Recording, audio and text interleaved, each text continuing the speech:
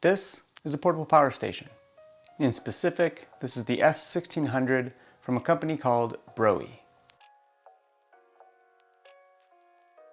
Portable power stations aren't new by any means, but they've become pretty popular in the campervan world, especially by DIYers. If you haven't come across something like this just yet, it's sort of an all-in-one unit that can allow you to have power in your campervan without needing to design an electrical system. Sort of like a little generator, but you don't need any gas. And the S1600 really is an all-in-one unit. It has a feature that I've never seen on a power station before, and it's one of the main reasons that I wanted to do this review. And a little side note, power stations aren't just for campervans by any means. I'm just using that use case because it's relevant to the other stuff that I post on this channel.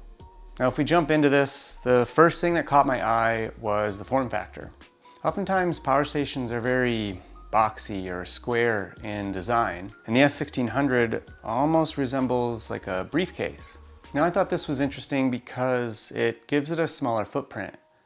And in a campervan that's already tight on space, this could be worth considering because it could allow more flexibility when designing your layout. Now a trade-off here is you're certainly not going to be setting anything on top of this power station, but again, because of this unique form factor, you may be placing it in a location that doesn't allow for that anyway.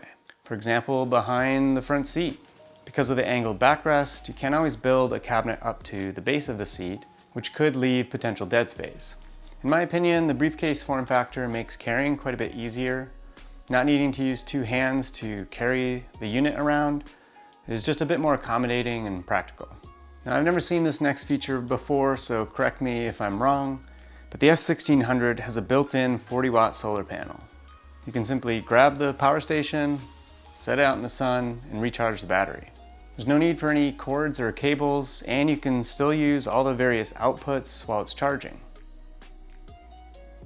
Plus, you can connect third-party solar panels. The maximum solar input is 180 watts, but you're not limited to a 180 watt panel.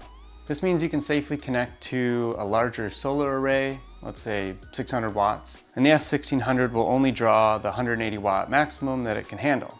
On the flip side, I was informed that there's no minimum input wattage, which is actually pretty nice. I have seen minimum inputs on other power stations, and that can limit you from using smaller solar panels. Now the built-in solar panel may be a circumstantial feature. I get that not everyone's going to want to lug this thing in and out of their campervan just so that they can recharge the battery.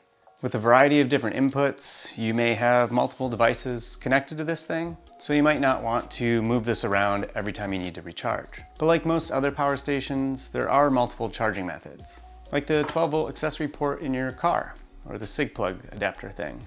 This will let you charge while you're driving, or at least while the engine is running. You can also use a standard 3-prong outlet that you'd find in a house or even at a campsite.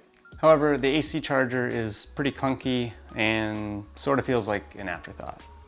The rest of the features of the S1600 are pretty standard, at least compared to other power stations in this price point. Speaking of price, if you are interested in this specific model, you can save a bit of money by using the discount code down in the description, along with a link to the product page where you can find more detailed specs on this specific unit. For output, you're looking at 1600 watts with a 3200 watt peak, which just helps avoid any unwanted tripping. But 1600 watts covers most of the bases when it comes to smaller appliances. Battery capacity sits at 1024 watt hours, which for reference comes out to about 85 amp hours. The reason I mention this is if you are designing an electrical system in a campervan, lithium batteries often have an amp hour rating. 100 or 200 amp hours are some common sizes you may come across, especially if you're building a smaller campervan. For weight, it comes in at 26.5 pounds, which seems to be quite a bit lighter than a lot of the other comparable models. And again, with that briefcase sort of form factor, the top handle makes it pretty easy to carry around. The rubber bumpers are nice for a bit of added protection, and it comes with more adapters than most people probably know what to do with. Now, of course, nothing is perfect, so in my opinion, here are a handful of cons. The beep. It's not a great sound. And anytime you press a button, you will be reminded of it, and you can't turn it off.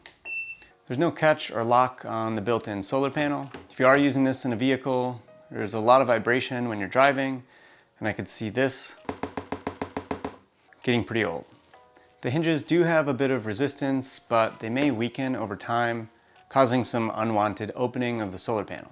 The kickstand doesn't have any resistance when it's extended, which means you won't be adjusting the angle of the built-in solar panel if you place this on a smooth surface.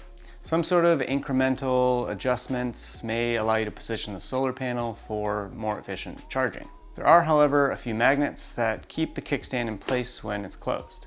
The curved top. I appreciate the top handle, but the rest of the body is relatively flat. And if the top was designed with a flat profile, you could maybe introduce some possible stacking options. Despite a few limitations or workarounds, I really do think portable power stations can help take the guesswork out of designing your own electrical system. Again, you'll find links down in the description along with that discount code if you are interested in the Browey S1600. Thanks for watching.